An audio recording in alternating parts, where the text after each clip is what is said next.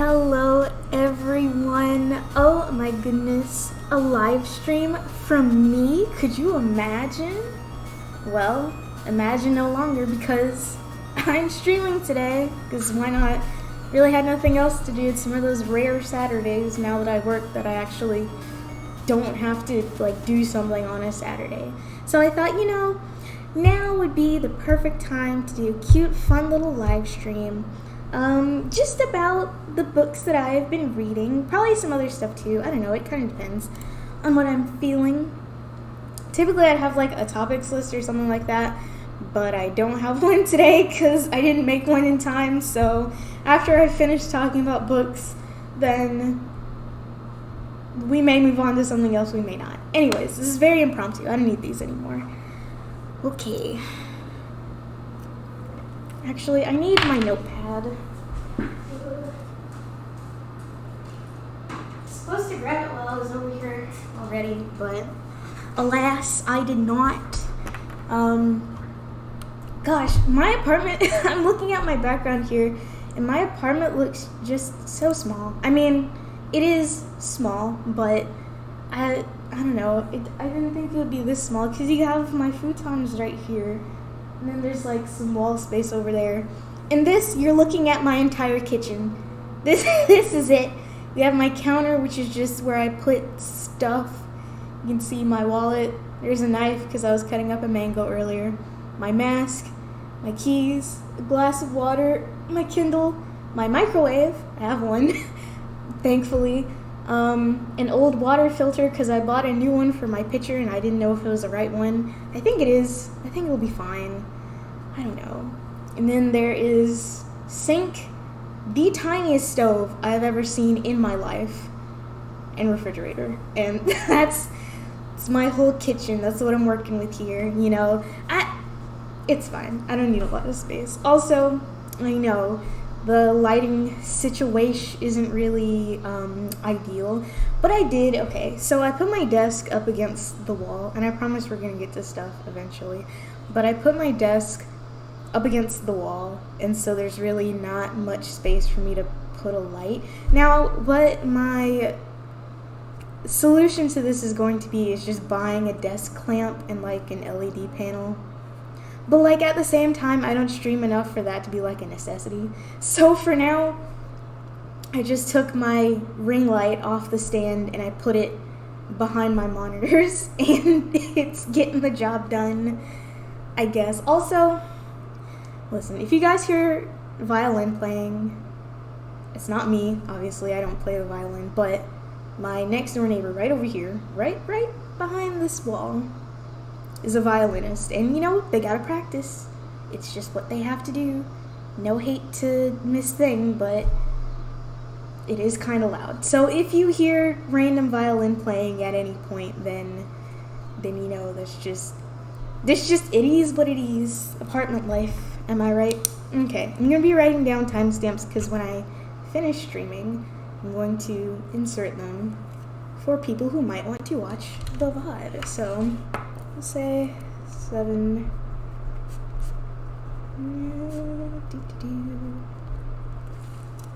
Alright, I don't want to waste any more time. Let's just get into it. We're going to be talking about books. That's what I was about to say was going to be kind of a lie. But I wasn't reading as much as I wanted to in the 8 months that I spent between college and job life now. I did read some books. I mostly stuck to Kindle books because I did not have the space. Number one, my bookshelf at home was basically full. And number two, I did not have the cointadas to buy physical books or the patience because there was not a bookstore in my hometown that I could go to and just like buy a book. The closest thing we had to a bookstore was Walmart, so that's not really super ideal for buying books. So if I did purchase a book, it would have to be from like Amazon or Barnes & Noble or something like that. And I didn't want to wait. I don't like waiting. I really don't like waiting for stuff. So I was limited to Kindle books, ebooks, we'll call them that. And I read some good ones. Some of them might come up because there's some repeat authors in here, but right now, let me put them in order. Alright, these are 3 books that I will be discussing. Goodness, that is washed out. Okay, you can barely see this one. Hold on, if I block the light, you can see it. Okay, but these are 3 books I'm going to be discussing today, in order of when I read them. So, let's start off with Sharp Objects by Jillian Flynn. I really like this one. As you can see, this is the show tie-in cover. I didn't really like that was what this is. I think this is a mass market paperback just because of the size and then the cover, the paper quality, and the font is like kind of big. Let me see. I don't know if, oh no, yeah, it looks pretty big. So I bought this at I bought this at a Barnes & Noble not long after I moved back here because my friends wanted to go to a Barnes & Noble before we went to see a movie. And me being me, I knew I was just gonna buy something. And I ended up buying this. This is on my list to read for a while because I had read Gone Girl a few years ago at this point. I was like, man, Jillian Flynn, she's got the juice. What can I say? I need to read all of her books. And so I read this one. And I did like it. As far as length goes, I think, alright, so I've seen a box set of all of Gillian Flynn's books, so I think this one might be her shortest. I know Gone Girl was pretty long. It was like in the 400 range. And I think Dark Places? I have Dark Places as well, but I haven't read it yet, so it's just kind of chilling over there. I don't have a bookshelf, so I've just been putting my books on top of my refrigerator and using 2 candles as bookends because I can't burn candles in this apartment. So somebody gave me some candles for my birthday and I can't even use them. Well, no, I can use them because I'm using them as bookends. They have a purpose. So this, let's see. I'm not gonna try to remember when I started reading and when I finished it and when I purchased each book because that's just not gonna, it's not gonna work out. So, oh, I forgot to mention, but there's definitely going to be like a whole lot of spoilers here. Like, I'm going to be talking about the plots of these books, sort of kind of in depth, so just keep that in mind. There's going to be spoilers. I should have said that at the top of the hour, so to speak, but there's going to be spoilers. Just get used to it, okay? So this book, it's about a woman. Her name is, what is her name? I forgot her name. Basically Amy Adams' character in the show. I haven't seen the show yet either, I should say, but I do have HBO Max now, so it's on my list. But Amy Adams, she's a journalist, and her editor tells her to move back to her hometown in Missouri. I think Gillian Flynn must be from Missouri, because Gone Girl takes place in Missouri. This book takes place in Missouri, and I wouldn't be surprised if Dark Places also takes place in Missouri. So, you know, hypothesis. Goodness, I'm all phlegmy. I don't know why. I haven't even started talking that much. Anyways, her editor tells her to go back to Missouri because there's been 2 murders so far that are sort of kind of connected, and they're wondering if it's a serial killer, and she currently lives in Chicago. And so her editor's like, oh, we need to be the one to break this case if there is like a case. You know, bring it some national attention, so to speak. And so she goes down there, but I just hit my keyboard. I hope nothing happened.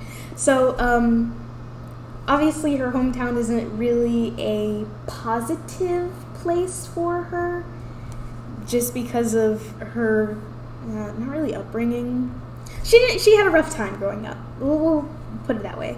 She had a pretty rough time growing up, so going back home was really not on the menu, but in order to, I guess, break from doing fluff pieces, she went down there and she did it because, you know, job's a job.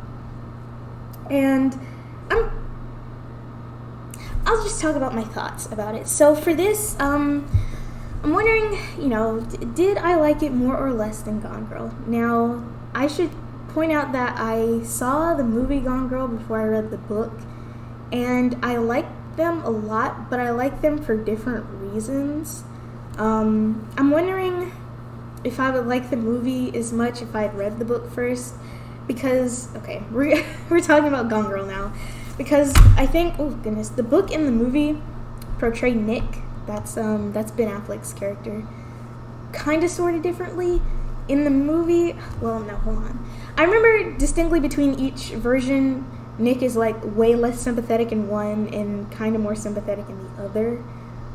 Especially considering that the book is from Nick's perspective, so you kind of get to see like his thoughts, I guess. But yeah, away from Gone Girl, I think I like this about as much as I like Gone Girl, but for different reasons. Okay, I was talking about it a bit on Twitter, which if you're not following me, it's right here in the sidebar thingy. Okay, anyways, I was talking about it a little bit on Twitter, and the only thing that really got me with Sharp Objects is the ending. I thought it kind of progressed really quickly because, so, spoiler time, there's 3 murders, I think, well, there's more than 3, but for the main part of the book, there's like 3 murders in total. Two of them happened before old girl. I forgot her name. I keep forgetting her freaking name. Camille. Two of them happen before Camille gets to Wind Gap, and then one of them happens while she's there, because in the book she like stumbles upon a body like between two buildings. So yeah, what point was I trying to make? Okay, so basically you think in this book that you kind of have it figured out. Like well, maybe it's just me because I read a lot of stuff like this, but I felt like I figured out who the killer was pretty early on, just based off of a few clues. I thought it was the mom. I think it was pretty obvious that we were supposed to think that was the mom. We were supposed to be lulled into a false sense of security in thinking that it was the mom, when in reality it was actually Emma. And I don't know if that reveal was as shocking as it could be. Yeah, I don't think that reveal was as shocking as it could be, because the mom like gets arrested and then she's like out on house arrest or whatever because they're like waiting for the trial or whatever. It's been a few weeks since I read this, and so the details are fleeing me. But then Emma and Camille like move up to Chicago to like get away from everything, and then another murder happens, and then we learn it's Emma. And then, okay, another big part of all of the murders that take place in this book is that the killer rips all of their teeth out. Or, if not most, then all of their teeth out, which is no small feat. So, then they find, like, another girl in Chicago who is killed with, like, all of her teeth pulled out. I'm like, oh my goodness, how could this have happened? And then from that point to the end of the book, it's like, it's not very long at all. Like, that wasn't very long at all. So, let's see.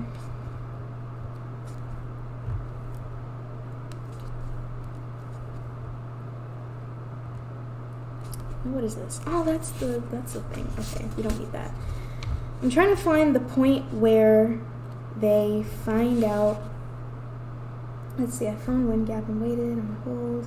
Mother is in her home. Okay, so on page 334 of this book, we find out that Emma is actually the killer. And then it just kind of fast forwards from there to like the epilogue, which is on page 393.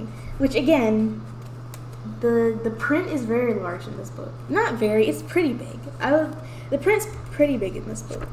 But I think I also talked about this on Twitter, but I think the main point of the ending being so kind of rushed. I mean, yeah, I'll say rushed. The point of the ending being rushed is that the whole book is told from Camille's perspective, and you can kind of tell in certain points of the book that she's talking about events not as they happen, but as a recollection. There's a few points in the book where she says, well, I don't know, okay, I can't reference directly, but there's a few points where she's like, oh, I thought this would be this way, but it ended up being this way, which suggests that she's telling a story that happened in the past. So if she is recounting this story to someone, maybe a person or herself or something like that, then maybe the recollection of her figuring out that her sister, how old was she? Like 13. Her 13-year-old sister was like strangling these girls and ripping their teeth out, which, whoa. That's kind of traumatic, I guess, and that's why it wasn't dwelled on for all that long. So I thought that was interesting. Once I realized that, I started to dislike the ending less, if that makes sense. So yeah, as far as my overall opinion on Sharp Objects by Jillian Flynn, I really want to see the miniseries. I don't know why I haven't gotten around to starting it yet, but I really want to see it just to get that visual, that, you know, the visual. Like, I am a really visual reader. I am a very visual reader. Like, if I'm reading something, it's like there are actual images in my head. I can get really immersed in a book really easily. So I guess technically I don't need to see the series, but I would really like to see how it's portrayed in the series. And I mean, I guess I could start tonight. I don't see why I'm waiting. I did just start another HBO series called I May Destroy You. But I'm on an episode where it's like a flashback, which kind of broke up the momentum for me for that show, because it's like, oh, all of this stuff is happening, but now we're going to the past. It's like, I just want to move on to, can we get to conclusion? You know, stuff like that. So I kind of stopped watching it. But since I am going to be doing my hair tomorrow, because sheesh, you know, I'll probably have some time to actually get started on this, which is going to be exciting. Oh my goodness. I can't wait to watch this. Yeah, overall feelings, star rating for Sharp Objects by Jillian Flynn. I'll give it a 4 out of 5. Strong 4 out of 5. 4.25 out of 5. I'm not really sure what can make it better though, because if it's not, yeah, I don't really know what could make it better. Like, the writing style was fine to me. The ending, of course, I had some problems with, but then I just said like, oh, it's fine because of XYZ. I'm not really sure what could make it better. You know? I don't know. Anyways, we'll move on to a more recent book. Oh goodness, please don't fall. Jeez, I tossed it. This is The Maidens by Alex. Last name I don't know how to say because it's Greek. I'm going to guess Michaelides? I don't know. Please don't come for me. I don't speak Greek. This, as you can see, it's a hardcover. I paid a premium for this and this crusty dust jacket. This book, I'm not gonna lie, okay, I probably should start taking care of my books a little bit better, because as you can see, the dust jacket is a little, you know, I always take dust jackets off when I'm reading a book because they get in the way and they're just so, I hate dust jackets. Also, the texture on this, it's like matte, but it just doesn't feel good in my hands, and just the regular texture of a book is like fine for me. But let me just take this off real quick. I don't know if you can tell, but the book itself is also pretty warped. I have learned the hard way that leaving books in a hot car, hardcovers, it's probably not the best idea, because the board is like pretty well and goodly warped now, and I don't know if that's gonna like, I don't know how to undo it. Oh, special thing about this book, oh my goodness, it's signed. At least I'm pretty sure it's the signature. I mean, it looks real. Okay, that's silly. I know it's real. Yeah, because you can see the bleed on the back, kind of. Well, you can't, but I can sort of kind of see the bleed on the back where, like, a permanent marker was. So, yeah, I don't know if I paid more for this because it was signed. You would think a signed book would cost more, but I think I just paid the retail price, which is $27 plus, like, tax. So that's interesting. But yeah, I went to my local bookstore to buy this one because, well, I mean, it's on the route from, like, my job to my apartment, so it's pretty easy to get there. And also, I've been wanting to patronize them for a while. I've just never had the cointadas to do so before. I'll always say, you know, should probably, is this the right way? Yeah. You should probably support your local bookstore before going to a Books A Million or Barnes Noble, just for the principle of it, you know. Obviously, if that's all you have, then that's all you have. But, and I know it might be like a little bit more expensive, but then again, the prices are literally just right here, so they're on the barcode. I don't think they really change. But I will say, okay, for like book prices, this mass market movie tie-in cover version of Sharp Objects was $10, which wasn't that much. And let's see, I'm gonna go get my other book.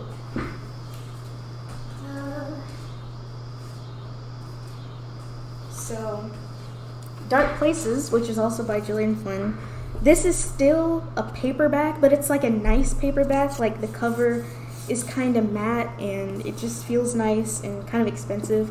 But this is not a mass market paperback. It's like a proper paperback, I guess. And this was $16.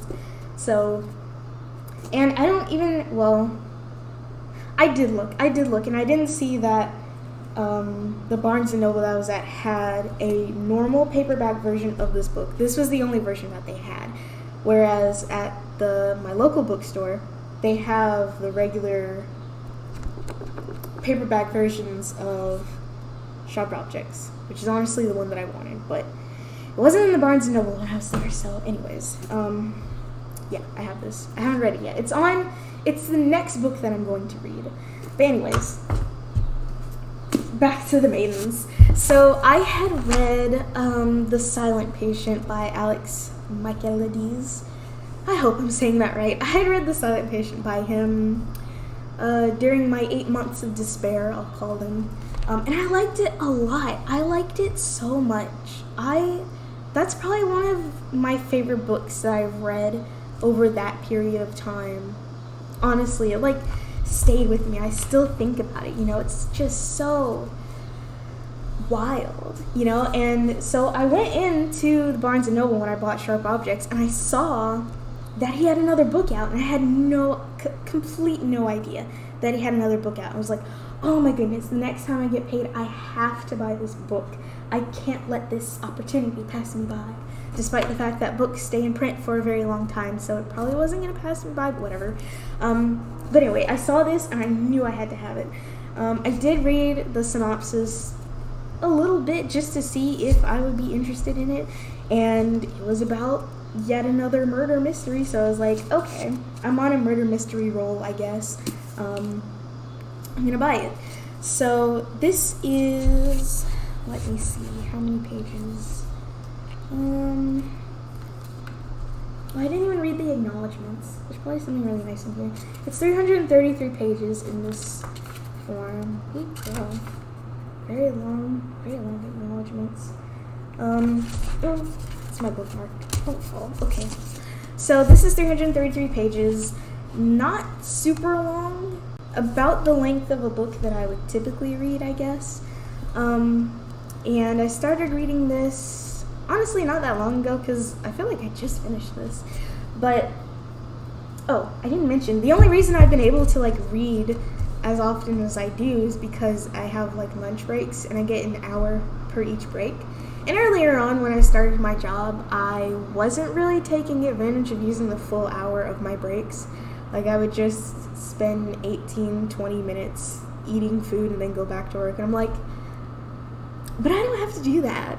So, I take my whole hour now. I am not obligated, but I'm allowed to do that.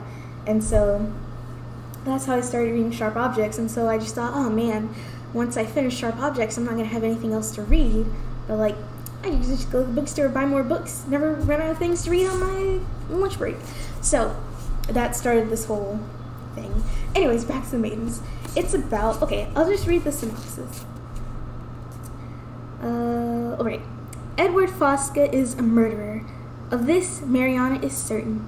But Fosca is untouchable. A handsome and charismatic Greek tragedy professor at Cambridge University, Fosca is adored by staff and students alike, particularly by the members of the secret society of female students known as the Maidens. Mariana Andros is a brilliant but troubled group therapist who becomes fixated on the Maidens when one member, a friend of Mariana's niece Zoe, is found murdered in Cambridge.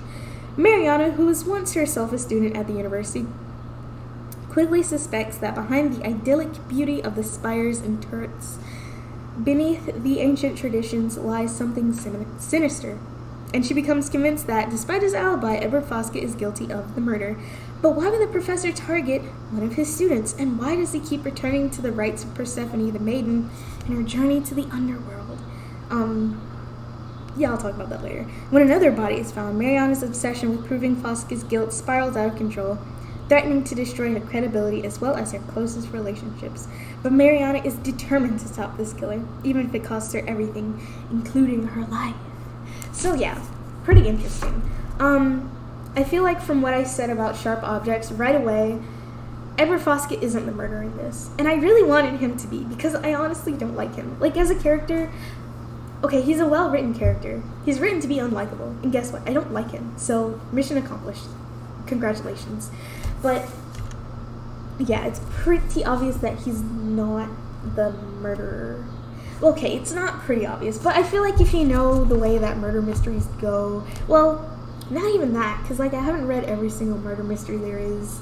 I've never finished a single Agatha Christie novel. I can't. It's just the prose is too much for me. But just based off the previous book that I had read before this, it felt to me like Edward Fosca wasn't going to be the murderer, and I was right. But I really wanted him to be. He's just very easy to not like. But so yeah, essentially what happens, Mariana, she's the main character of this book. Most of it is told through, no, all of it is told through her perspective. Oh, I just burped, sorry. What else? She's a group therapist. She lives in England, but she's like Greek. She's like half Greek, half English, just like the author of the book. Wow. And she had this husband that she adored, but he like drowned when they went to Naxos, which is in Greece, and her running theory was that Persephone, the maiden, was spiteful or something against her. Like, okay, Greek mythology does play a pretty big role in this novel, but it's treated just as mythology, not as like, you know, it's not like Percy Jackson, I guess, where the gods are like actual characters, but you know, I hope that makes sense. But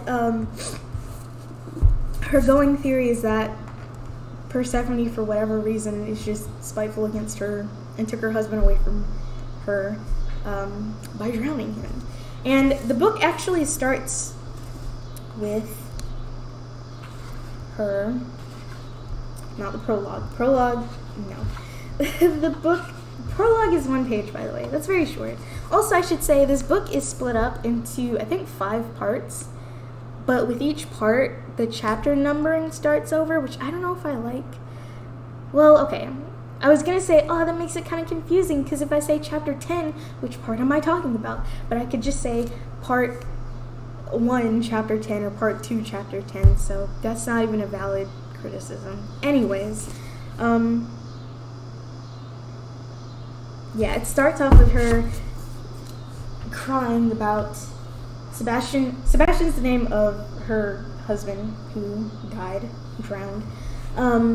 And he features really heavily throughout the book, kind of as being not a spiritual guide. I don't think that's the correct terminology for it, but he is someone that Mariana or Mariana? I'm going to say Mariana. I think that feels more right. But he's a figure that Mariana goes to frequently for like strength and fortitude and everything.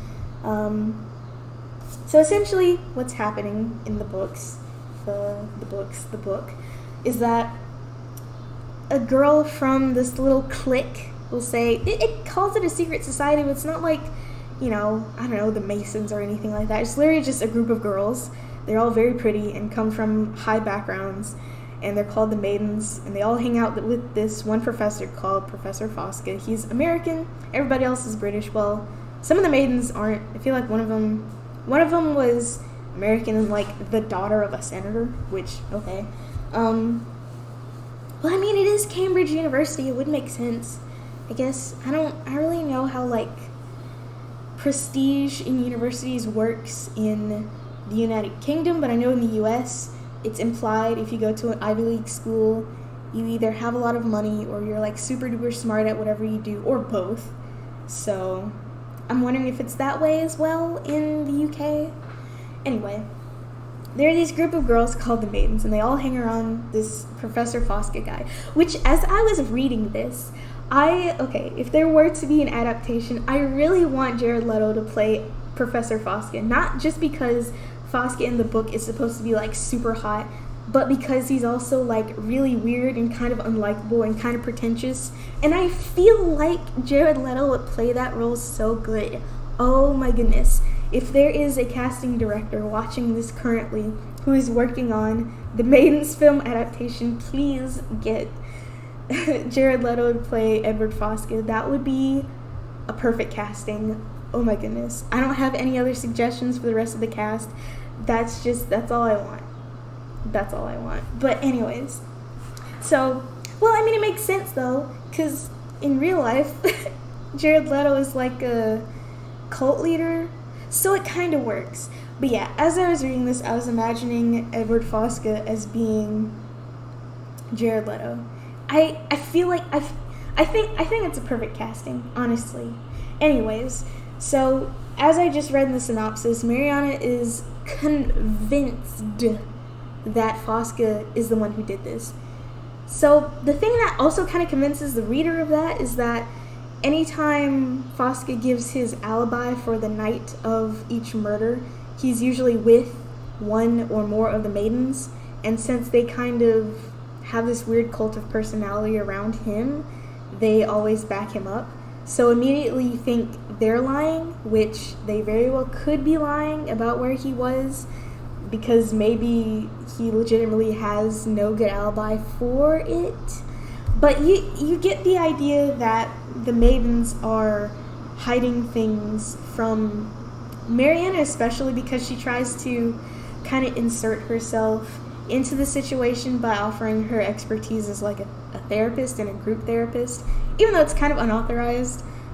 She has this beef with the chief inspector, who really does not like her being around the investigation, but honestly, he has a point. She's just kind of trying to solve this for her own good, when in reality, I mean, she was wrong, but I don't know. Anyways, so when the first girl dies, and she's Zoe, who is Mariana's niece, is like her best friend. So obviously Zoe is super duper upset about this.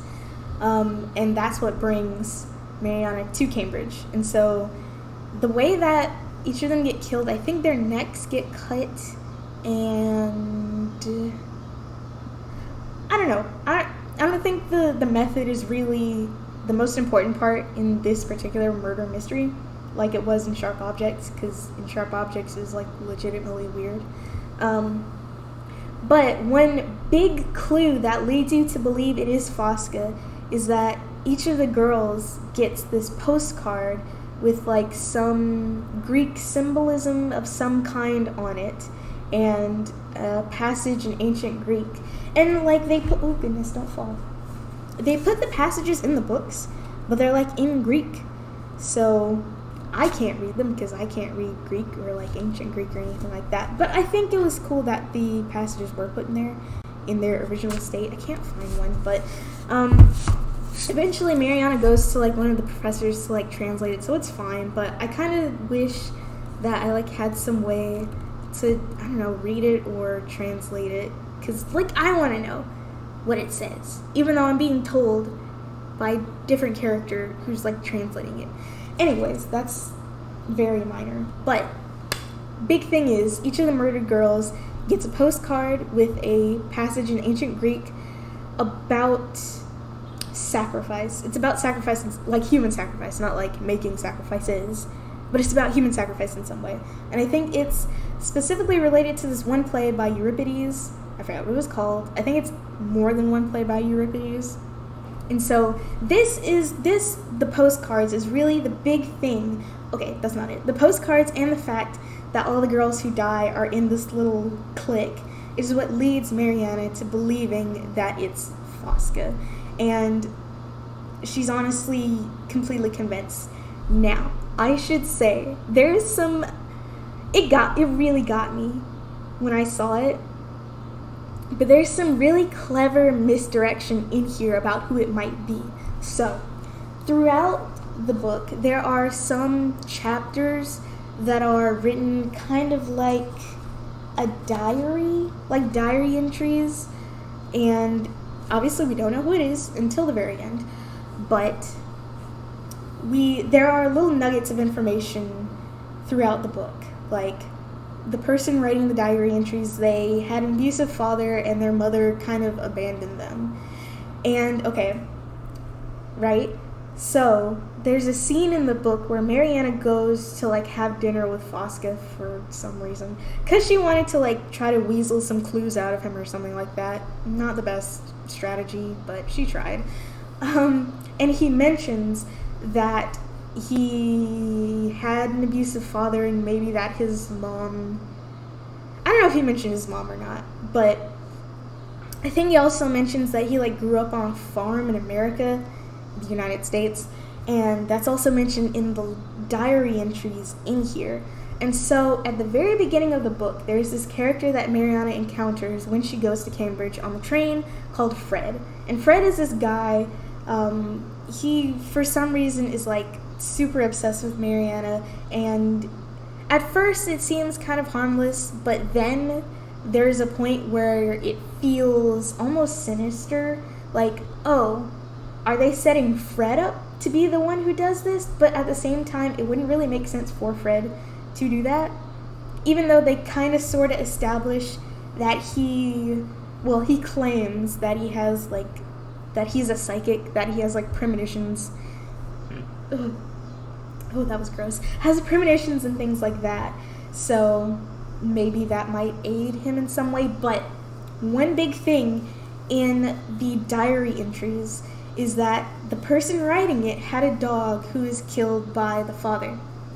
And so at one point, Mariana goes to Fred's apartment, and in there she sees that there's like a bunch of papers lying around that has stuff written on it. And of course we know someone is writing a diary of some sort. I forgot how it was framed. It was just kind of like personal writings. And so in Fred's apartment, you see that there's like a bunch of papers and stuff strewn around, and she's like, oh, I wonder what's on this. And then you see he has a framed photo of himself as a child with a dog, okay? And also I should point out that in the diary entries, it's pretty clear the person writing them is also the murderer in some way, in some kind of way. But now thinking back on it. Anyway, moving forward, we see him as a kid with a dog and also a picture of his parents. And it's like, oh my goodness, Fred was the one writing the diary entries, but that was a misdirection. He wasn't. And so I thought, like, he really did that. Mr. Michaelides really tried to misdirect me. And I'm like, wow. I can't believe he did that. And it's like, that's interesting, but also the misdirect only lasts for like that one chapter, because then we realize that Fred is like fine. He's the good guy. He's really trying to help Mariana out, even though he's like just will not leave her alone at all. Can't take no for an answer. Oh my god. Fred, listen, I like Fred's character, but he's a little hopeless in the romance department.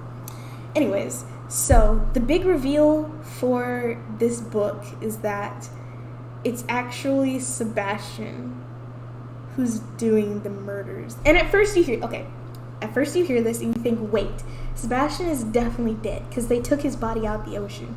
And you're right, he is dead.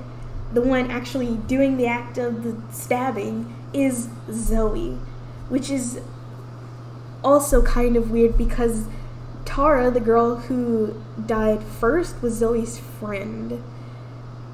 And then it's also revealed that Zoe was one of the maidens. She was like in the group with all the pretty rich girls and Fosca, but she also didn't like them. Which, I mean, okay, I guess I can understand that. That reveal that she was in the maidens, I mean, that more to me seems like, oh, so Zoe must have fallen out with these people and doesn't want to be associated with them anymore because they're mean girls in a clique. Like that. That part that she's in the maidens but didn't tell Mariana, that made sense to me. But, man, I don't know. Okay, I do have some problems with the big reveal of the maidens because the big reveal is that Zoe did the killing. The big reveal is that Sebastian told Zoe to do the killing, and the big reveal is that basically Sebastian and Zoe were a thing, but you also have to keep in mind, okay, I don't want to say a thing because that's completely misrepresenting it. Basically, there's not great things going on because Zoe's like 19, right? And Sebastian would be like in his 30s if he didn't die, because that's how old Mariana is. So just put the pieces together. I'm not going to say it. that's essentially what was happening. Okay, no, I can say it. Sebastian was basically grooming Zoe in that way. And so, I guess, okay, the big reveal, okay, there are a lot of big reveals. There are a lot of very big reveals, but Mariana ends up finding a note from Sebastian that Zoe had hidden somewhere. That kind of, but it wasn't, okay, it was from Sebastian, but Mariana didn't know that. She thought it was from Fosca, because she was kind of convinced that Fosca had some kind of illicit relationship with at least one of his students, and that maybe Zoe might be the one, and that's why she doesn't like Fosca, Zoe doesn't like Fosca. And then it turns out there's this actual, like, really weird thing that happened, which honestly, at this point, I don't even know if it really happened. Like, was Zoe lying about this? She very well could have been. But they went to this place that's actually a real place called, it's not called the Forum, it's called something else. It's like this building in Cambridge University. I forgot what it's called. Oh my god. I'm not gonna look it up. Okay. But she went to this place, and then she had to drink this weird psychedelic drink, and there was like some molesting going on, and that's why she was distancing herself from Fosca and the maidens. I kind of believe that it happened, but at the same time, I don't know that it actually did happen. Like, was she just giving an excuse as to, I don't know, it's honestly kind of confusing. But essentially, the big reveal is that Zoe killed all of these girls, including her best friend, Tara, because Sebastian promised something to her. Not an object or anything. Okay, listen, it's been a few weeks, so I kind of forgot. I'm gonna look. Okay, so page 315. This is the reveal where Zoe tells Mariana that Sebastian wrote her these letters. Also, I should point out that Sebastian only died maybe 1 or 2 years prior to the events of this book. So I feel like that's important to point out. So beginning of part 6, Zoe says that Sebastian wrote the letter to her, and that somehow Mariana didn't realize that Sebastian was more or less grooming Zoe like this whole time, which is interesting because, you know, throughout the book, Mariana holds Sebastian to like this high regard. Basically, her life fell apart when he died, so it would make sense that that's kind of like that. I don't know what I'm trying to say, but it would make sense that Mariana might have been willfully blind to anything bad that Sebastian would have done. So, yeah, I guess that part makes sense. Oh, I don't know how I could forget this part, but the main character from The Silent Patient makes an appearance in here. Like, okay, what's his name? Oh my goodness. What is his name? Oh my god, what is his name? Okay, the main character guy, the guy who's in the psychiatric hospital, and the story is told from his perspective. The guy, oh god, what is his name? It doesn't matter. It doesn't matter what his name is. He like shows up in this book because, and I recognize this, but his therapist / teacher named Ruth, she's also Mariana's therapist / teacher, which implies that they like went to therapy school or whatever together. So they kind of meet up there. And so Mariana, now, okay, it's been several months since I've read The Silent Patient. I was considering going back to see if there were any nuggets of information in there that I like missed that connected these two books. I looked it up online, and the answer was that Mariana and Zoe weren't in The Silent Patient, which I straight up don't remember them being in there. And when I was looking for, you know, just stuff that I could see, like plot synopsises and character lists and descriptions and stuff for The Silent Patient, Mariana and Zoe weren't really in there, even though Zoe was allegedly a patient at the same like psych hospital that Theo, his name is Theo Farber or Faber or something like that Theo worked at. And the freaking book ends in the most cliffhangery way because, okay, It must be in the other book, because otherwise, why would they leave it off like this? Because the book ends with Mariana visiting Zoe at that psych hospital, and that takes place during the events of the silent patient, right? So Theo is already working at the hospital. She visits Zoe, and we really don't know what happened, because it just ends with she stopped outside it, meaning the room that Zoe was in. She hesitated. Then she reached out, turned the handle, and went inside. The end, cut to black. That's all. Like, I'm trying to figure out, because for some reason in the silent patient, I remember there being a scene about it might have been a patient, and honestly it might have been what's her name, the silent patient, I forgot her name, but somebody got, like, a visitor might have, like, strangled one of the people in there. There's, like, a whole thing, but I don't remember it. And so I can't really go, well, I can. I still have the ebook on my Kindle, so I could go back and look at that if I really wanted to. But I feel like I remember there being something in the silent patient that might tie up that loose end, but I legit can't remember. So that's that on that, I guess. I don't know if I want to read The Silent Patient again, because honestly, even though it has been several months, I still remember it quite vividly. So I'm not really one to, like, reread books. I don't really do that, because I feel like I already, like, once I start reading, I'm gonna remember, like, how it ended, like, all of the big reveals and all of that, so it's not gonna be that good on a second read. So I don't know, maybe down the line at some point I'll reread The Silent Patient and try to tie it together with The Maidens.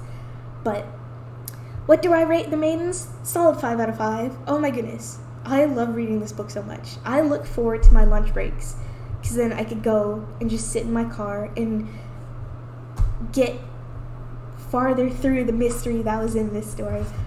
I love this book. Oh my goodness. And I'm honestly pretty happy that I have a signed copy of it. That's kind of dope. So that's The Maidens by Alex Michaelides. I recommend it. If you like murder mysteries and stuff like that, I recommend it. And if you like The Silent Patient especially, I recommend it. Oh my goodness. I cannot wait to see what else comes from this author. I feel like a lot of the stuff that I've been reading recently has come from new authors. Thank you for the donation, Plush Pond. I feel like a lot of the stuff that I've read has come from new authors. Like, okay, I wasn't going to talk about this because I read it a while ago, but The Other Black Girl by Zakiyah Delilah Harris. Oh my goodness, I love that book so much too. I really want to talk about it, but no, I'm only here to talk about a few books, and that's not one of them. But I looked it up, and that's like her first book. The first book that she writes is like a knockout of the park. What? That's really interesting. I've realized that a lot of like first books by authors are like really good. And I don't know if the point that I was about to make was going to make any sense, but I was going to compare her to, oh my goodness, Angie Thomas, who wrote The Hate You Give, which was like her first book and also amazing. So, yeah. That was her first book and it was a knockout of the park. The Other Black Girl was the first book of Zakiyah Delilah Harris, and that was a knockout of the park. And now I'm just waiting for her to publish another book, even though that one literally came out in like June. Yeah. And The Silent Patient was Alex Michaelides. I think his first book, let me see. I think that was his first book. I'm fairly certain that was his first book. And that was like a knockout of the park, and now he has a follow-up that's also a knockout of the park, and it's like, goodness, these new authors, they're coming out with good stuff. And I guess, yeah, I don't know about that. I don't know what point I was trying to make either. Anyways, let's move on to the third and final book that I've read that I actually haven't finished. It's this one. It's called, okay, the light is kind of bright, so it kind of washes it out, but there you go. You can kind of see it there. Get a Life, Chloe Brown by Talia Hibbert. Talia. Wait, is it Talia or Talia? It might be Talia. Listen, I don't know, man. Names, if I've never heard it spoken, I don't know how it's said.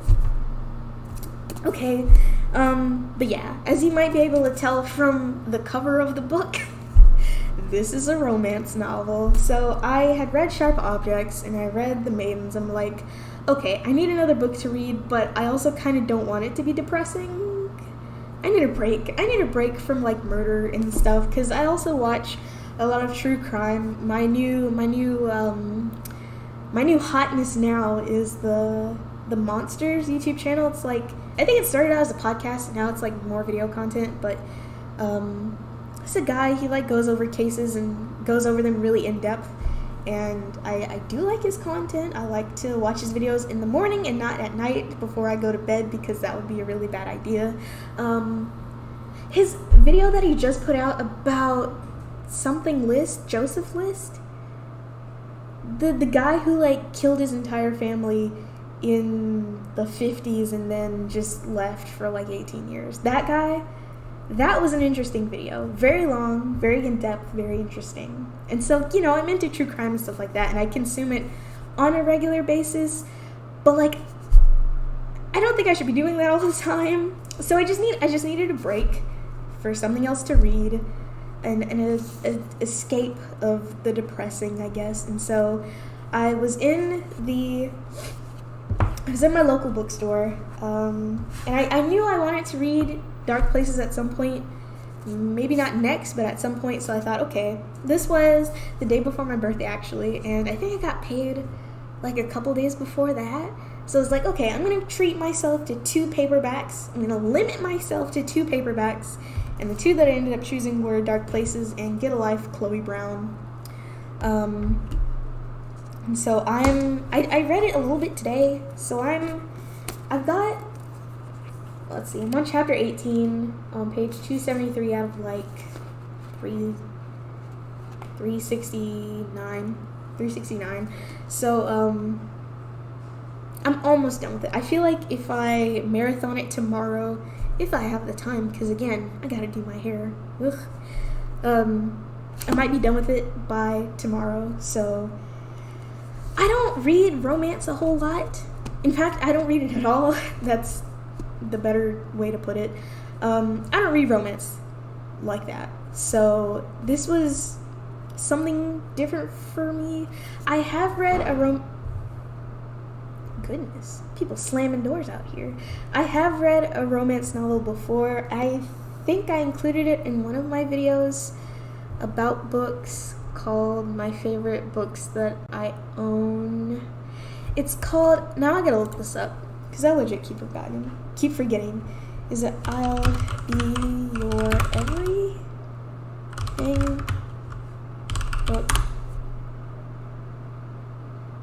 Yeah, by J.J. Murray. Ooh, what is this cover? That's not the cover of my book. Y'all can't see it, but it's fine. Escape. Oh my god. Anyways, I'm looking at the cover that's kind of ugly. Anyways, the only other romance novel that I've ever read, I'm pretty sure that wasn't like on Wattpad or whatever, was I'll Be Your Everything by J.J. God, I just forgot his name just that fast. Murray. Okay. And it's a romance novel, but there's also a story to it, right? Because it's about this lady who's like, she works as something in advertising, and she's kind of dissatisfied with her life and where she is right now. She hates her boss. Her boss sucks. Kind of like her rival, I guess. And so she's like considering going back to school to get an MBA, which I didn't even know what an MBA was at the time, because I read it when I was in high school. I think I read it when I was like in the 10th grade, which is a master in business administration. Maybe. I don't know for sure, so don't quote me, but she's trying to go back to school, get her MBA, start her own advertising agency. And so the story is mostly about that, because she also has like this whole big project that she needs to, oh my goodness, I'm all phlegmy. This whole big project that her boss puts her on that sends her off to somewhere, some other place, somewhere in the South, I think, because because I think she's from like New York or whatever, because of course she is. And so I feel like that book has more of a plot than this one has. Now listen, okay, what I mean by that is that the romance aspect isn't real. It didn't feel like it to me. Now I haven't read that book in like several years, and I've read it more than once, but again, I haven't read it in several years. But I feel like the main plot of this is that she's trying to create something for herself and like advertising and stuff, and the fact that there's like a dude is kind of incidental to that, and like there is a sort of romance aspect to it, but it's not like the main plot of the book. Whereas for this kind of starts off with it like right off the bat. Maybe not right off the bat, but I'll get into it. So essentially the plot of this book so far, because I haven't finished it, the plot-ish of this book is that this girl, her name is Chloe Brown, it says so right here, she has kind of a near-death experience where she almost gets hit by a car, and then her life flashes before her eyes, and she realizes that if she were to die in that moment, her obituary would be like really boring. Like, she didn't do anything with her life, now she's dead, and she's like, man, that sucks. So essentially what she does is she makes this list to, oh my god, I'm burping so much, I'm sorry. She makes this list to essentially get a life. It's called her Get a Life list. And so the things on this list, as helpfully pointed out on the back of the book, is to enjoy a drunken night out, ride a motorcycle, go camping, have meaningless but thoroughly enjoyable sex, travel the world in nothing but hand luggage, and do something bad. And so I feel like at the point that I'm at, she's done 1, 2, 3 of these things. And so the first thing that she does, that she completes on her list, is do something bad, which is spying on her hot neighbor. I'm gonna get so embarrassed talking about this, because this, I'm not gonna lie, this book is way more horny than I expected it to be at all. I thought it was gonna be a cute romance novel. This is salacious. I'm not gonna lie, it's kind of a lot, which is why I'm kind of trying to speed through it, because this is probably isn't the kind of book that I should be reading at work on my lunch break. So, you know, I'm just trying to get through it. I'm not gonna give up on it, because I do like the book. It's just that it's not what I was expecting. So, like, okay, I didn't really do much research on Dark Places, but I kind of know what I'm getting into with the Jillian Flynn novel. I've never read anything by Talia Hibbert before. Hello, Lissa. Thank you for joining. Oh my goodness. I've never read anything by Talia Hibbert before, so I didn't really know what I was getting into with a book like this. And also, I don't read romance a whole lot, so I also didn't know what I was getting into with a book like this. So the amount of lusting that's in it is more than I expected. So it's told from, also, one thing that I should point out is that the acknowledgments are at the very beginning. I've never seen that before in a book. Usually the acknowledgments are at the end, and the acknowledgments are at the beginning. And so, like, you're acknowledging all the people who helped you make this book be possible, but it's not. I feel like acknowledgments should be at the end, you know? Because it feels, acknowledgments in a book to me feel very sentimental, because you're like, oh, without these people, I could not be an author, which it's fine. I know I'm making fun of it, but it's fine. So yeah, just a weird thing about that is that the acknowledgments are in the beginning, but what the heck was I even saying? It wasn't about the acknowledgments. The plot. The prologue is her having the near-death experience, almost getting hit by the car and making the list. And one of the things that was also on her list, but not really on her list, is like to move out and live on her own. So she comes from this like rich family in the UK, and so they have like a big house, and technically she didn't need to move out, but she moved out anyways because her family's like suffocating, I guess, but also not really. Also, forgot to point this out, but she has a chronic illness. She has fibromyalgia, which I don't know anybody with fibromyalgia, so I don't really know like the realities of it. I think Lady Gaga has fibromyalgia. Hold on, Lady Gaga fibromyalgia. Does she have it? Yeah, I guess she does. Originally diagnosed with fibromyalgia several years ago, she blames her illness on physical and mental components, PTSD. Well, I don't know. Okay. Anyways, the main character, the main girl in this book has fibromyalgia, and that kind of like not controls, but it's a main plot point, obviously, because if you live with fibromyalgia, there's like a lot of stuff you have to deal with. But yeah, she has a chronic illness, and that's like a big part of it. And so she essentially not lost her life, because she's not dead. I don't know how to phrase this. She's trying to get a life. She used to have a life, though, before she had a chronic illness, because she got, this is revealed later on. Honestly, big reveal. Don't expect romance novels to have big reveals, but this one does. She acquired fibromyalgia after having like pneumonia and almost dying. So this is technically her second near-death experience that she's had. It's the getting pneumonia that kind of ruined her life, and then the almost getting hit by a car that gave her the wake-up call to like do something with her life, if that makes sense. So didn't know that. That was a big reveal. Very interesting. But she used to have friends. She apparently used to have a fiance, which, well, that was kind of a big reveal. Like, it felt like a big reveal to me. Was it actually a big reveal? I don't know. It felt like it to me. She used to have a fiance and stuff, but then she almost died from pneumonia, and people just kind of abandoned her. And then after that, like following that, she got fibromyalgia and kind of couldn't really do the stuff that she used to do, like play some sport. I want to say it was kickball, but it wasn't kickball. It was something else. Some other ball sport. Yeah. So that was like a big thing in her life, and like going out with friends and stuff like that, and doing things with her fiance. Basically, she couldn't do any of that anymore, so she lost all of that. But thankfully, her family doesn't suck, so she still has them. But of course, family can be suffocating sometimes. I know that feel.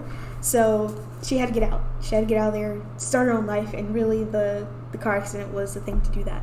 So the object of her affections in this book is this guy named Redford Morgan, but everyone calls him Red. I thought it was because he had red hair, because like he does have red hair in the book, but it's because his name is Redford. I was gonna say the first thing that came to my mind, which is that's lazy writing, but it isn't really. It's not lazy writing. It's just fine. It's not a big deal, I swear. So Redford, or Red, he's like the superintendent. I don't really know what that would be in like the United States, but I think he's like the maintenance guy in the building, in her flats. And so he's like nice to everyone, but really dislikes her. Oh my goodness. Okay, so I saw this tweet not long ago. It was one of those really long tweet chains with like Tumblr screenshots, and one of them was like reverse romance tropes. And so one really common romance trope is like a guy who, or a girl, could be a woman, who hates everyone but is only nice to like the main character, or like the object of their affection. And so basically it was really funny for the post was really funny. I'm explaining it bad, but the opposite is true here. Like initially Red is like this guy who like loves everybody and is super nice and really well liked, but he hates Chloe so much, like not for any real reason other than that. Okay, she is kind of rude. She apparently has made several of her neighbors very upset and is generally not a nice person. Which, okay, reasonable reason not to like her. But eventually, let's see, what leads to them getting together exactly? Oh, this girl, oh my god. It's a romance novel, so I'm gonna have to suspend my disbelief, but she climbs a tree to save a cat, and she gets stuck in this stupid tree, right? And so he comes by and has to get her out of the tree. And it's so ridiculous, because like they're just chilling in this tree. They're just in the tree for so long. like the whole chapter just talking to each other like, y'all are in a tree. Are there not other people around to see this woman and this man and this cat in a tree? Like, do people in the UK just hang out in trees?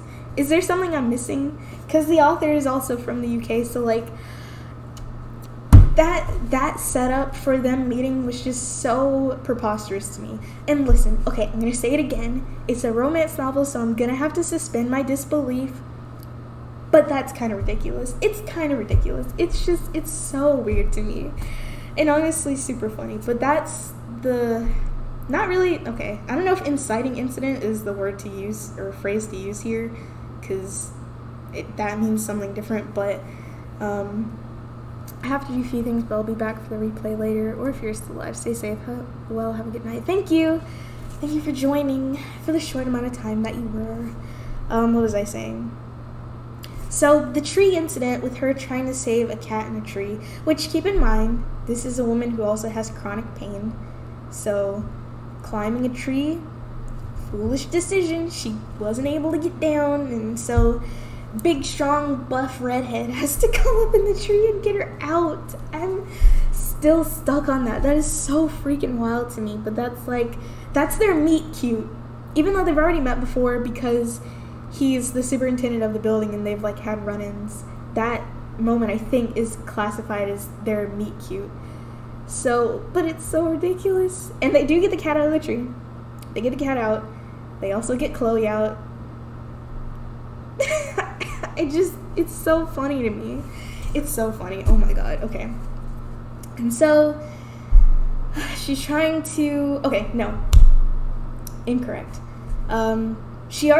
So on the list is to do something bad, and her classification for doing something bad is spying on her hot neighbor, who is the superintendent guy, who is red, because their windows are like right across from like not a corridor, what do you call it, a courtyard, and so she can see directly into his apartment, and he's a painter, so he paints in front of the window without a shirt on. Oh my goodness. So yeah, that, I guess she felt guilty enough about that to classify that as doing something bad. Well, okay, it wasn't like it was an accident. She was very deliberately staring at this guy. And also, something I should point out is there's not really much of a build-up to them. There's a build-up to them getting together, but there's not a build-up to them being attracted to each other, because it's pretty clear very early on, like immediately, from the first time that Red even like mentions Chloe in any way, that he has the hots for her, we'll say. I think it takes Chloe a little bit longer. No, it doesn't, because she was literally staring at him shirtless. So they liked each other already, but they just had to have the meet cute to like actually be connected, I guess. So that's interesting. So that's kind of what I mean when I say that the other romance novel that I read way back had more of a plot, because even in, what the heck is the name of that book? I just literally forgot it again. In I'll Always Be Your Everything, or whatever it's called. I don't know the main girl's name. Oh my god. I'll look it up again. Nope. Okay, never mind. Whatever the main girl's name was in freaking I'll Always Be Your Everything, or whatever it's called, her main goal, or her main thoughts, motivations, isn't really the dude. It's her trying to escape her crappy job, basically, I guess, if that makes sense. But really, I swear to God, it's told from both of their perspectives, and all they talk about, not really talk because it's not dialogue, but you know, when you have text in a book, I don't know what it's called, but basically all they fixate on is each other, and that's it. That is it. That is IT. That's it. I mean, obviously Chloe talks about her near-death experience and her family a little bit, but it always comes back to each other, and it's like, y'all don't do other things. Like, okay, that sounds rude and a little mean, but it's really that, I don't know, it feels like this book doesn't have a lot of substance in the way of plot, you know? And then I said before, it's very, very, very lusty. They're very hot for each other, like, immediately. And then, oh goodness, the wackiest thing happens. Oh my goodness. Obviously, okay, maybe it's not super obvious. Obviously, this isn't in every romance novel, because every romance novel doesn't lead to sex. But, okay, they haven't officially, like, banged yet, right? I feel like that's coming up, because, you know, she wants to go camping. They have a camping trip planned.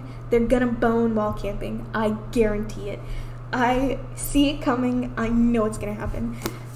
This can be improved by one of them being a collector of Funko Pops. Honestly, Chloe, she's described as like a geek, but I don't think that really comes through in her characterization, because really all that's mentioned is that she's like a web developer and she owns a PlayStation. And that's it. That's the extent of her geekiness. And honestly, if you think about it, no. I want to say the characters of Chloe and Red are a little bit one-dimensional. They're 1.5 dimensional, because it feels like they only exist for each other. That's the only reason they exist in this story. And again, it's a romance novel. I don't read a lot of I keep hitting my keyboard. I don't read a lot of romance novels, so, like, I don't know, but that doesn't feel like enough for me for, like, a character in a book. Like, there's gotta be other stuff there.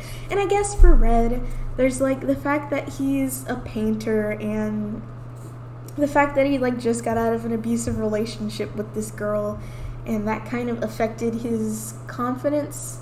Yeah, his confidence and his ability to, like, paint and do stuff like that. She should have been obsessed with, like, Dark Souls or Bloodborne or Skyrim. That would have been hilarious.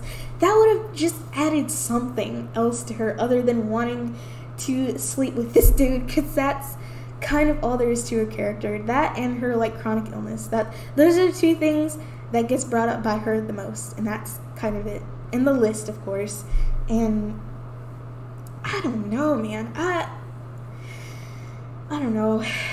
Anyways, so, let's talk a little bit about the plot up to where I am currently.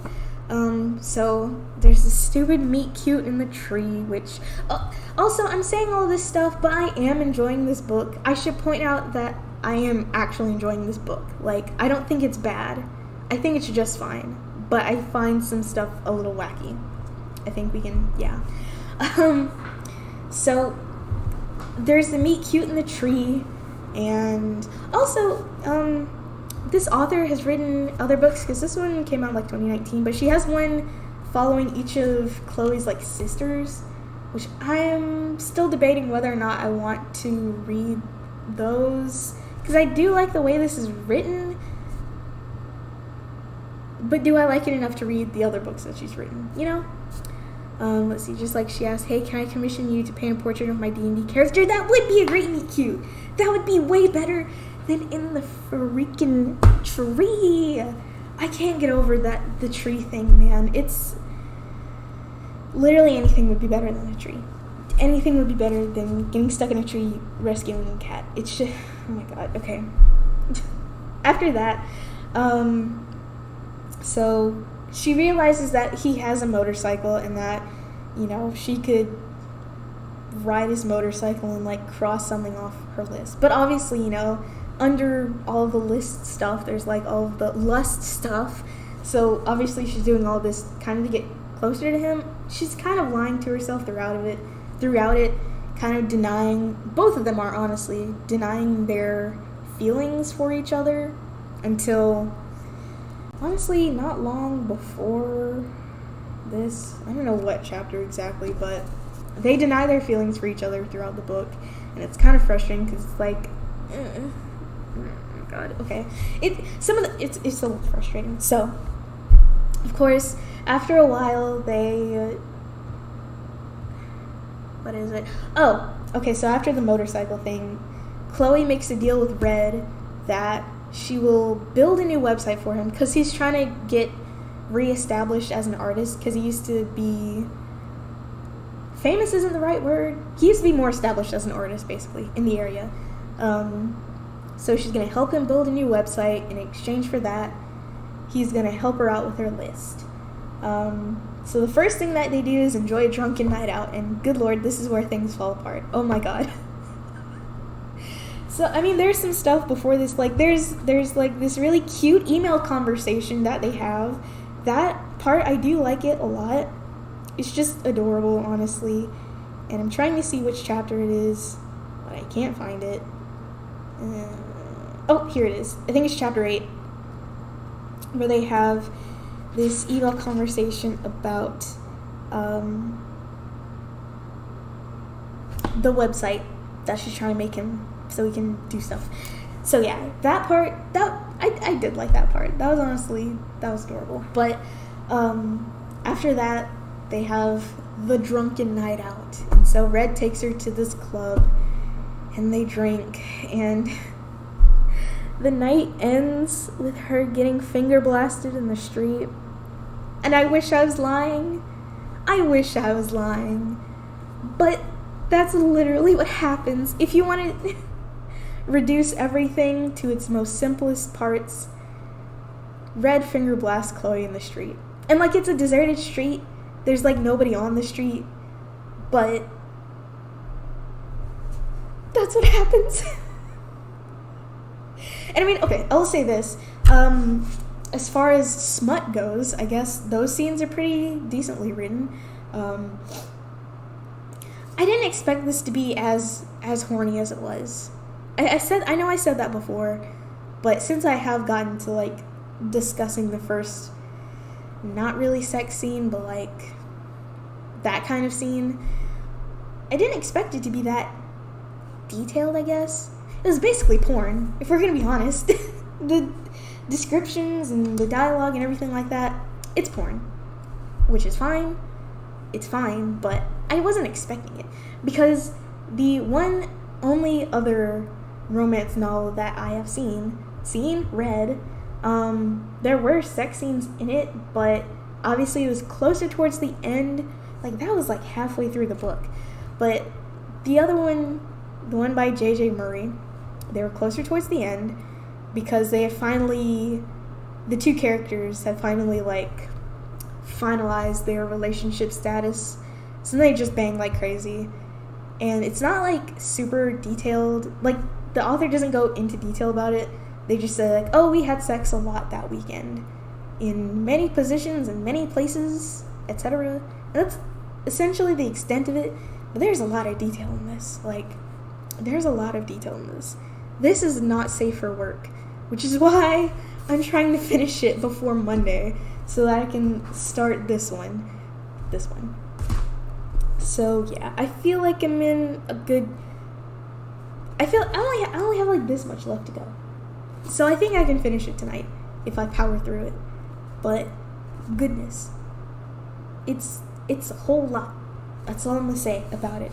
So there was that scene, her drunken night out, and then she immediately ruins everything because one of her aunts like finds her out there and like recognizes her. And when it comes time to introduce Red to like her aunt, she's like, oh, this guy's nobody, don't worry about him. And obviously he doesn't like that, because he just finger blasts her in the street, and then she calls him no one. So like, yeah, I could get why someone might not like that. I'm laughing because like the street outside, the cold, finger blasting. It's just, what? Okay. Anywho, so after that, they're in like a little fight. It doesn't last for very long, because then, let's see, this is kind of right up to the point that I am now. Let's see. Anyway, so they work through it, and obviously, you know, Chloe, she has like this chronic illness, so she's like kind of conked out for a few days, for most of the day, because chronic pain and other things that come with fibromyalgia and that kind of stuff. So, there's an adorable segment where he takes care of her and, like, cleans up her apartment a little bit and cooks her food and all of that, and that's perfectly fine and nice. And then the next day, he spends the night, but they don't do anything. He just kind of chills there. But the next day, they still don't bang, but also, let's see. I think he goes down on her. Let me see. Yeah, that happens. I don't know why I'm laughing. It's a lot. Yeah, there's this several pages long, well, not several. 1, 2, 3, 4, 5, 6, 7, 8, 9, 10. Okay, that is kind of long. There's a 10-page sex scene. And then where I'm at right now, chapter 18, it's time for them to go camping. So I feel like I called it before when she said, oh, we gotta go camping to him. I knew at some point they were gonna bang, because romance novels, and also the amount that they were showing some sinful amounts of lust to each other. I figure that might be the point where they have the sex. So that's coming up. And I have, 18. I don't want to spoil myself. Is that a chapter? 19. How many chapters are in this? I think 22, 23. I think there's 23 chapters in this. So I don't have very much longer to go. So yeah, I'm going to try to finish this today. Well, I can finish it tomorrow, but next up on my list of books to read is Dark Places by Jillian Flynn. Now, I don't really know a whole lot about this one. Other than that, it's her third book that she's written. And also that this came out in 2009. So it's been kind of a hot minute since Jillian Flynn has written anything. Actually, I don't know. I could be lying. She might be coming out with something tomorrow. Who knows? Let's see. Or maybe she just works in, TV or the film industry now.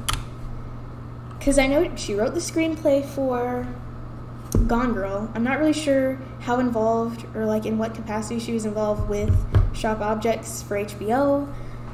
But, let's see.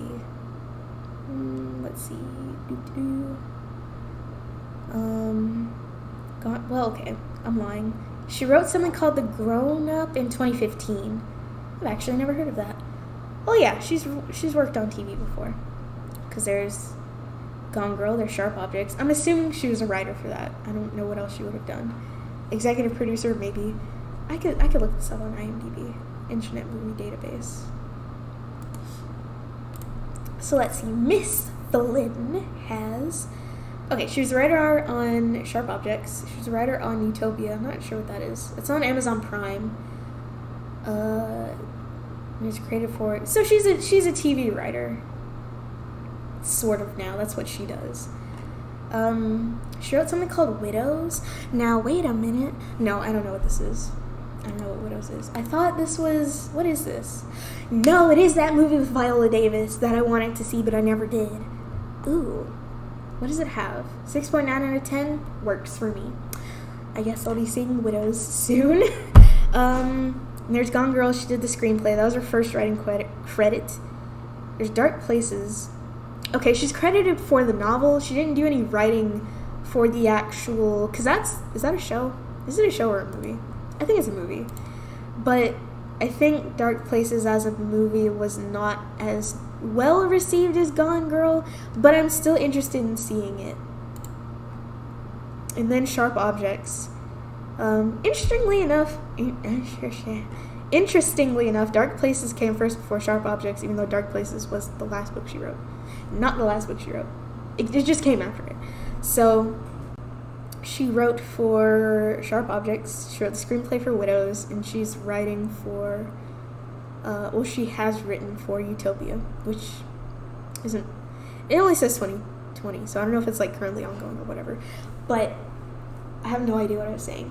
Oh, she has another book. It's called The Grown Up. What's this about? New York Times bestseller. Pays what? Jillian Flynn's Edgar Award-winning homage to the classic ghost story, published for the first time as a standalone. This must be a novella or a short story. Yeah, it's a short story, so never mind. It's not really a book. Okay, well, that's the last thing she's written for print. She's still writing, just not books that I can read. I just want another Jillian Flynn novel. Come on. Okay.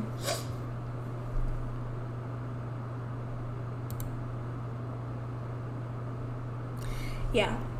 So, Dark Places is next on my list. I guess I'll read the synopsis, because I only kind of skimmed it. I don't even know what this is about, real talk. Alright. So, Libby Day was 7 when her mother and 2 sisters were murdered in the Satan sacrifice of Kinnicky, Kansas. So this one doesn't take place in Missouri, strangely enough. She survived and famously testified that her 15-year-old brother Ben was the killer. 25 years later, the Kill Club, a secret society obsessed with notorious crimes, boy, who does that sound like, locates Libby and pumps her for details. They hope to discover proof that may free Ben. Libby hopes to turn a profit off her tragic story. She'll reconnect with the players from that night and report her findings to the club for a fee. As Libby's search takes her from shabby Missouri strip clubs, okay, we're back in Missouri, to abandoned Oklahoma tourist towns, the unimaginable truth emerges, and Libby finds herself right back where she started, on the run from a killer. So it's implied that her brother didn't actually do it. Another murder mystery. I gotta leave, but it's been great. Thank you for the stream. Thank you for joining me. Oh my goodness. You're a real one. Bye. Okay. Yeah. Yet another murder mystery. Gone Girl wasn't really a murder mystery. I mean, in retrospect, it wasn't. Because, yeah, you thought... What's her name? Amy? You thought Amy was dead? But she wasn't. She just left. Well, she was missing. I think she's only classified as missing. And there were some clues, some breadcrumbs here and there, saying that, oh, this person might have done it, or this person might have done it. I'm sure most people were convinced that Nick did that. And then there's Desi, who was a good candidate for it, I think. Anyway, I think I'm going to enjoy this one. I enjoyed Sharp Objects, and I enjoyed Gone Girl, so I don't see why I wouldn't like this. I typically don't read reviews for books before I read the book itself, because I feel like a lot of the times my tastes are not different from book reviewers, but I feel like, how do I put this? I might like it even if the vast majority of people don't like it. And I sort of feel that way about movies as well. Even though I don't read reviews for movies, but I still do look at like Metacritic scores and Rotten Tomatoes scores and general audience vibes before I see something. Even though usually I figure out if I'm gonna like something from the trailer. Like if it has a good trailer, I'm probably gonna like it. I know the big culprit for this not being the case was Suicide Squad. I've never seen the original, but my friend, he saw it and has like some opinions about it, saying that the trailer was great, but I guess somewhere along the way they hired the trailer company to edit a whole film together, which is not something that's typically done. It's not something that's ever done. You don't do that. Trailer editors, they cut together trailers. They know how to do that. They know how to do that well. And then film editors, they cut together feature-length films, and they know how to do that. They're kind of different. You can't, it's different. So yeah, this is next on my list. I also have another one that I'm going to go get. Now this one was a bit unexpected. I didn't buy this. I was actually gifted this by a friend on my birthday. It's Hamnet. It's about the plague. It was written during COVID times. So, at least I think it was. Yeah, copyright 2020. It was written during COVID times. So I think that kind of informs the perspective that this book is going to be written from, which is fine. Listen, it's fine. But personally, my philosophy is I do not want to consume any content about the pandemic. Probably ever. Probably for a really long time. I don't want to watch any movies about the pandemic. I haven't seen Malcolm and Marie. I don't know if that's specifically about the pandemic, though. Let me see. Because I know... Let's see. Okay. I don't think... Okay, Malcolm and Marie isn't about the pandemic, but I feel like there's strong pandemic vibes in there. But essentially, I don't want to watch or read anything related to COVID. Like, I'm already living it. Like, fiction is my escapism, even though I'm reading about, like, murders and stuff. It's still escapism, okay? So, I don't want to read about COVID. That's not something that I want to do. But this is set during the Black Death, in, like, the 1600s. 1580, I'm incorrect. And I think I've heard some stuff about this, so I don't know. We'll see if I like it. But as for books that are on my to-read list, really it's only these two, and obviously Get a Life, Chloe Brown, because I still have to finish it. Can I ask a question? What is with this?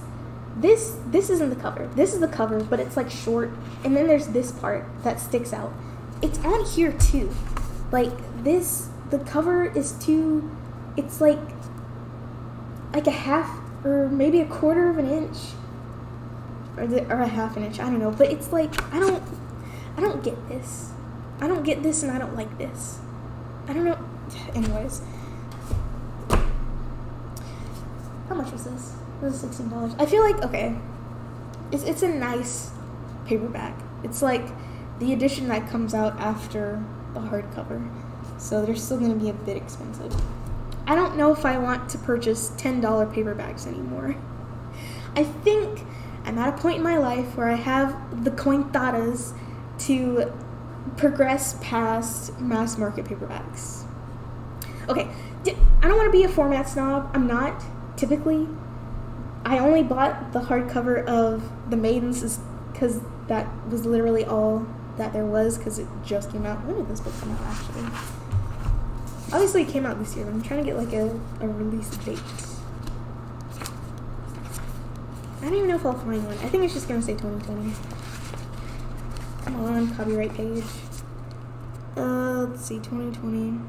Yeah, I think it just says 2020. And this is a first edition. Like, I don't care about first editions.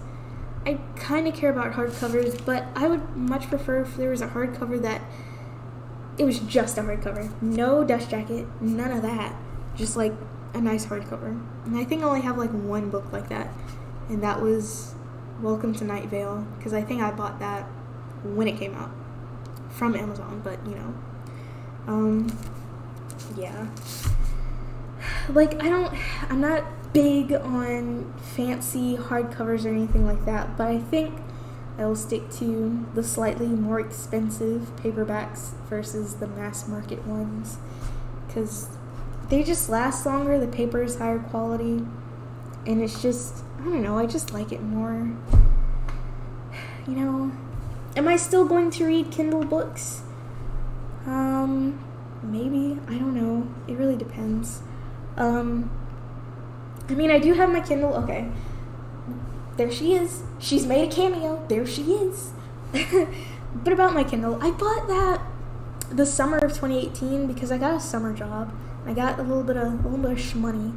And fun fact, I did used to have a 7-inch Kindle that I got for Christmas. I want to say my junior or senior year of high school, and it got stolen from me because I live in the ghetto. So yeah, someone stole my 7-inch Kindle, and I didn't really have one until I bought that one over there with my summer job money. And I've been thinking, it's so slow. Oh my goodness. I installed HBO Max on it not that long ago, like a week ago. Sometime last week. And trying to run that has been hellish. It's showing its age, is what I'm saying. And so I don't know if I would buy another Kindle. You know, I kind of want to get a laptop, but at the same time, like, I don't really go anywhere to necessitate a laptop. And my computer is right here. What would I do with a laptop? Probably right up there on my, what do you call this? Kitchen island. Or, I don't know, out and about in the world, maybe. But I mean, I do like the idea of having a Kindle. It's just, aside from certain times, so like my 8 months of despair, I did use it a lot because like I was reading a lot at the time, but I don't know. I was thinking for a bit about just like getting an iPad, but then I remembered that iPads don't have headphone jacks anymore and that they're made by Apple, so no thank you. But I think I've settled on getting a Surface. I was looking at getting one before. I think I settled on the Surface Pro. I have it bookmarked because I am going to buy one. It's going to be a significant chunk of my paycheck, but I don't know. Next month is October. Maybe I should wait till November. I might be able to get a good Cyber Monday deal. Yeah, I think I'll do that. But you know, it's a tablet computer. It still runs like a normal OS, so not like Android or iOS. So, you know, if I wanted to, I could put like the Kindle desktop application on it and use it that way. But I could also do like other stuff with it, like write on the go. Whoa. Because we forgot. I apparently forgot until today that I'm a writer. Surprise. I guess I haven't really been writing a lot because I like work now. I work literally from 9 to 5 every day, except for today and tomorrow. Tomorrow's Sunday, and you know, work on the Lord's Day, not in Mississippi. So yeah, what was I even saying? I want to get a Surface at some point. That's what I was saying. Maybe. I don't know. There are other things that I need to buy first, like a bookshelf to put all of my books on so that I don't have to put them on my microwave. Because, no. I did buy a dresser. Oh my goodness, I'm so happy. My dresser comes next Wednesday. Hopefully. I hope. So I bought a dresser. I haven't had one for the month and a half that I've been living here.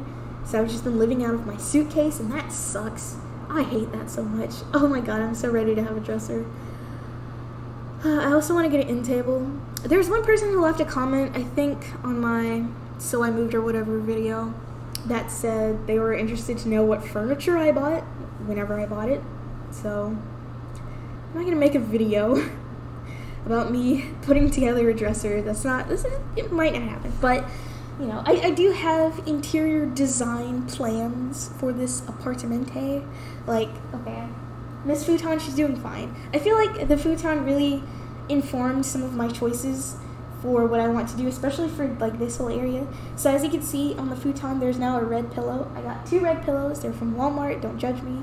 But I think I want the theme colors to be, or accent colors, I should say, to be red, yellow, and purple.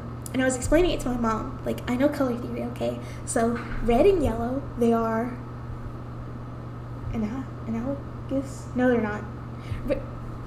I don't know color theory, apparently. Red and yellow, they go together. Red and purple goes together. Yellow and purple go together. So, it meshes. It meshes, you know. So, what I'm planning on doing is I'm going to buy a yellow rug. I don't know why I haven't yet. It won't cost me that much, but I think it's because I'm going to have to get most of my stuff from Amazon, and I don't want to wait. I think that's why.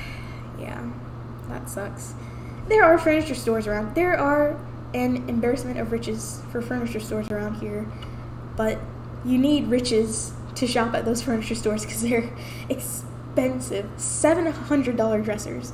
Like, I only spent $154 on my dresser, and I was originally going to spend $109 on my dresser if IKEA would just ship to me, but they don't, because the nearest one is like in Tennessee, and God, I really wish there was an IKEA there, because I really do like IKEA furniture.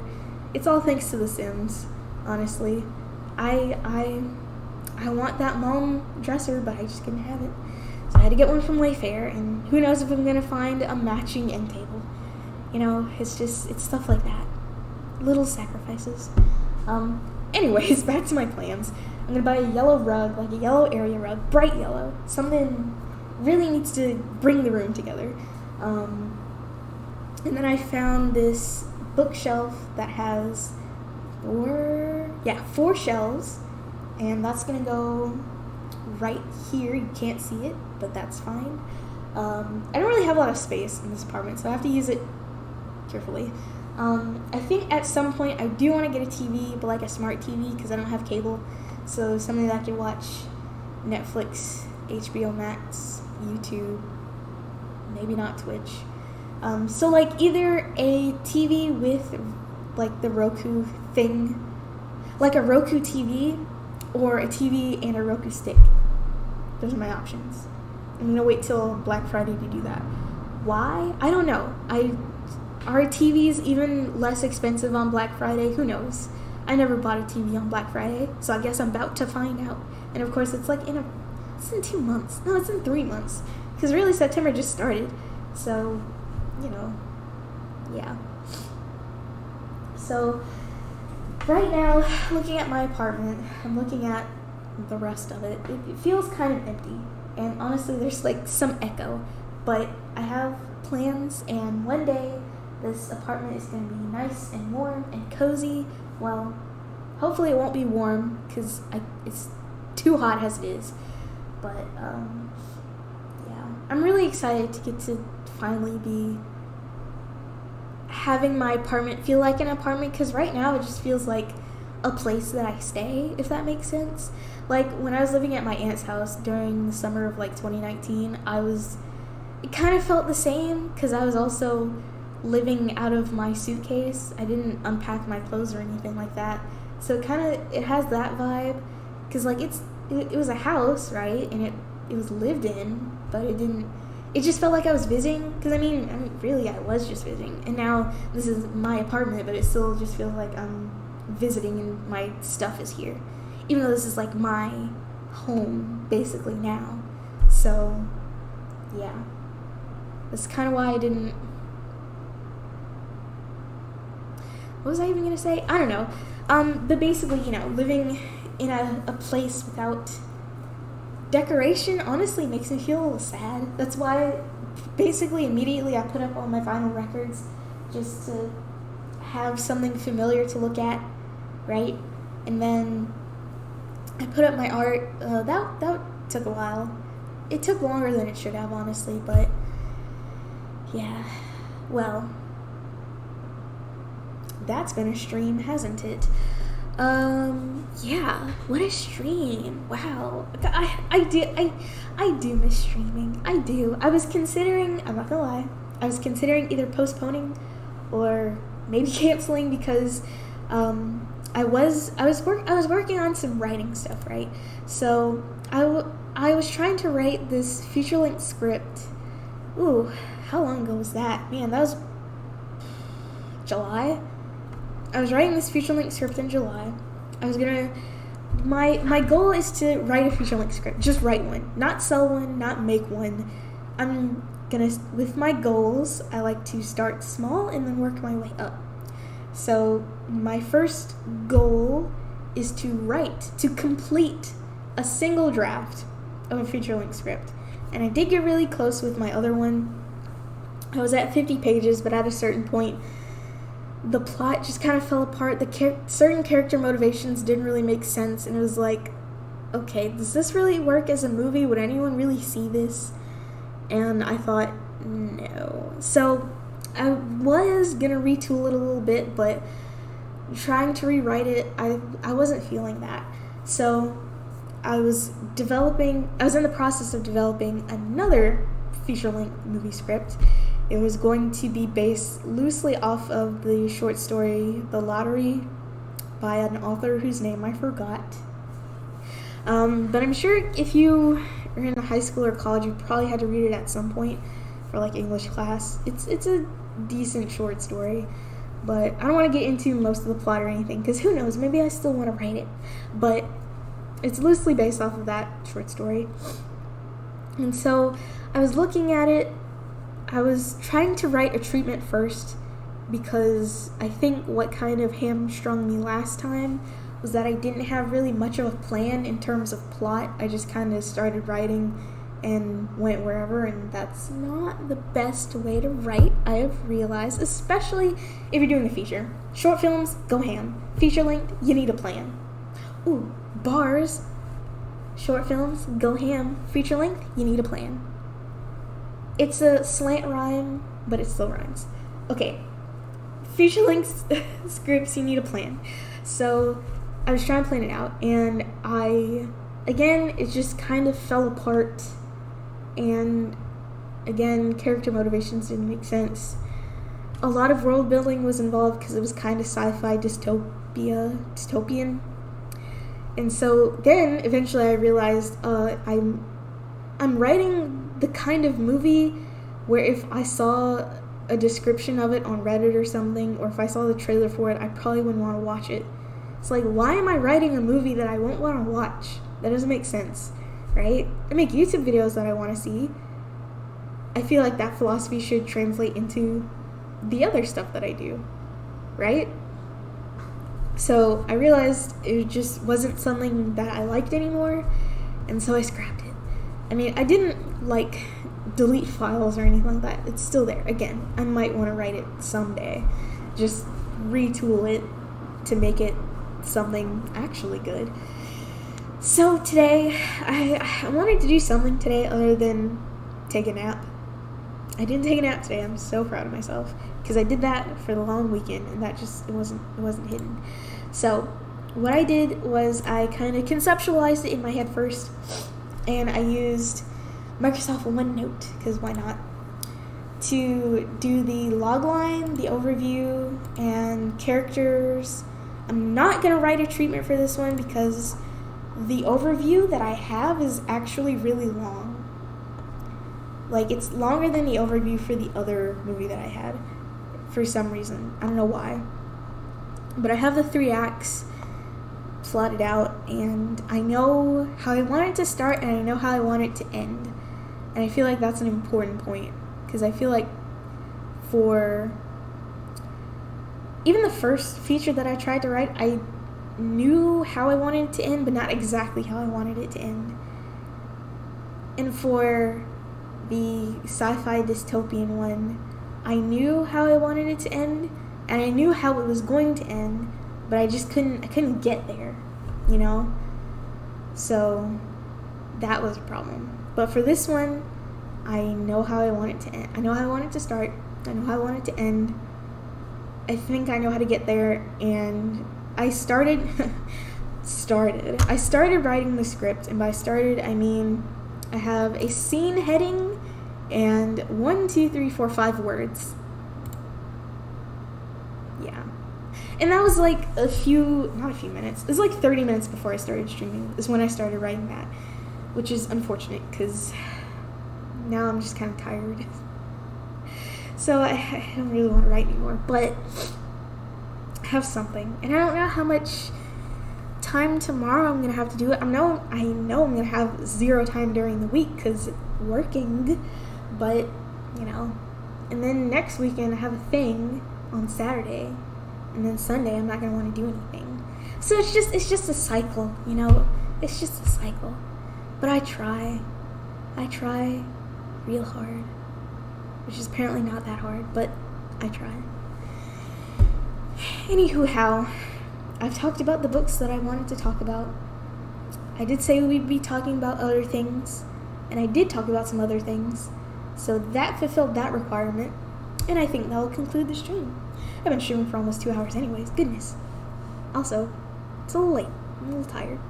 I need some sleep.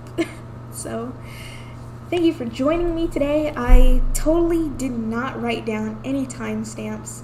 So, people watching the VOD, I'm so sorry. You're just gonna have to figure it out. Oopsie. Yeah. Thank you for joining me. Don't ask me when the next time I'm gonna stream is, because I don't know. I don't know. I don't know. That's my answer. I don't know when the next time I'm gonna stream is. This is a fluke. This was a fluke.